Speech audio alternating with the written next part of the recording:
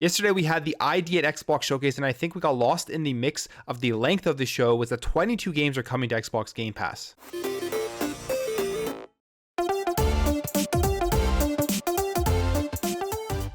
One of the biggest complaints about the ID at Xbox Showcase yesterday was that there was too much talkings and the interviews were too long. Although I understand why they went about and did this, people were definitely wanting to just really see the trailers. Now, before we get into this any further, if you guys are new here and you enjoy what you see throughout this video, I'd really appreciate you hitting that subscribe button to help this channel grow and help grow this community so we can have some great conversations in the comments below. So thank you all, first of all, for coming out to that stream yesterday. It was a lot of fun. I'll definitely be live streaming more of those events because it was a great time just hanging out and talking about games and seeing people's reactions to the event. One of the main things about this event is that it was done through Twitch, and there was kind of that Twitch style given to it. Basically, it was a long show, about 4 hours long. They had the big Twitch streamers doing interviews with the developers, and those interviews went on for maybe 15-20 minutes at times. It seemed like at least that long, and people were kind of annoyed about the amount of talking that there was in the show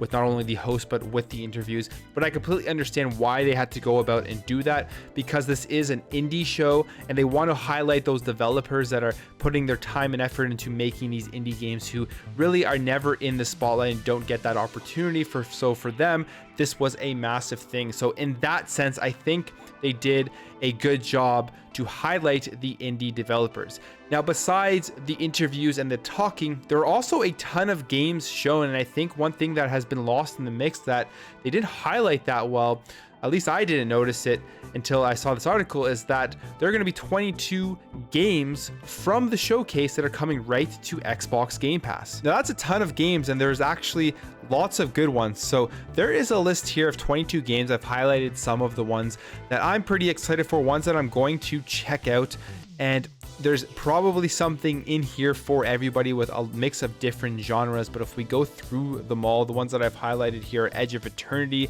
which is like a turn-based JRPG game, and it looks like it could be pretty fun. I'll watch some gameplay of it. The music sounds great. Then we have Hello Neighbor 2, which is like a survival horror stealth game. And when that trailer was shown, I had a lot of people in the chat on my stream said that they were interested in playing this game. It looked like it was pretty hard. So in that sense, it was adding a challenge to the game. And I think that got a lot of people excited. Then we have Narito Boy, which is dropping on Xbox Game Pass in 3 days, so March 30th. And this looks like a cool action platformer fighting style of game with a really awesome graphic style, and I'll probably be checking that out. It comes from the same people that make the Overcooked games, and I mean, this is definitely a different style of game from that game, but they have had successful games in the past, and this one could be another one. And then we have Nobody Saves the World, which is like a dungeon crawler game with a neat graphic style. And it was one of the games where they had an interview with the developers. And this is the same team that is behind Guacamelee, a game that is a lot of fun if you like platformer games.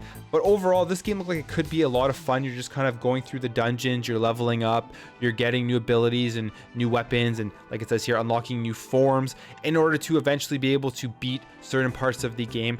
Definitely a game I think could have a lot of people's attention. If it's as successful as Guacamelee, it'll probably do well. But the fact that it's coming to Xbox Game Pass is exciting. And then we have this game here called Recompile, which is one that I just looked up as I was going through this article. I didn't remember them showing this off, but it looks really cool. It looks like a lot of fun. It's like a hacking platformer with action involved and stuff, and the graphic style is extremely unique, as we can see, and your character is kind of just made up of pixels, and something that I will check out once it launches onto Xbox Game Pass. And it's a game that I forgot that they showed off, but going through this list, now I see it, which it's one of those things where it's like there was so much shown off in those 4 hours that if you didn't sit through every minute, you're going to miss a bunch. But at the same time, because there was so much information, because people probably tuned out a lot during a lot of the talking phases, there is probably stuff that people just completely already forget that was there in this showcase. And again, 22 games coming to Xbox Game Pass is a large amount of games. Now, Stalker 2 is one that they showed off. People were very excited for. All they really showed off were the extremely detailed graphics that are going to be going into this game, and the weapons and the suits and like the makeup of the characters. So graphically, this game I think is going to blow people away when it comes out. I'm excited to see more about it.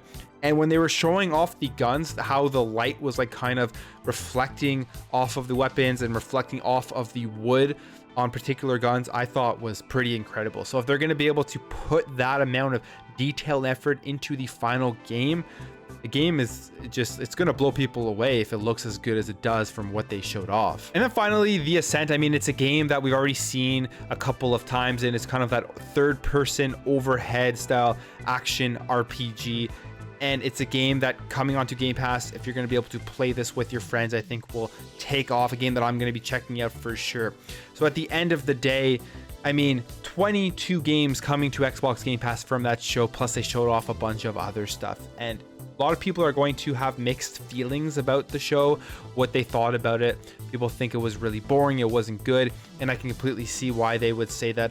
But at the same time, I think my overall evaluation of the show was they put it onto Twitch because they wanted to have that long period, that 4-hour show where they talk a lot, they go into the interviews, they highlight the developers that don't generally get highlighted, and then they show off a bunch of games. I would say that it was a passable show. I think it was like maybe like a 7 because of the amount of games that they showed off and the fact that we're getting 22 games to Xbox Game Pass.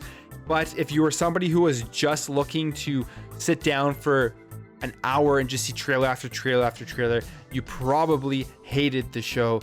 It probably wasn't for you. Indie games are super unique. I enjoy seeing what new indie games are out there. I find that indie games have some of the most creative ideas, some of the best music in games, and that's what I love to see out of indie games. Just the different creative ideas that we don't get all the time in those AAA experiences that a lot of these publishers and developers have to follow a certain regimen in order to make sure that they are going to sell those games and make that money.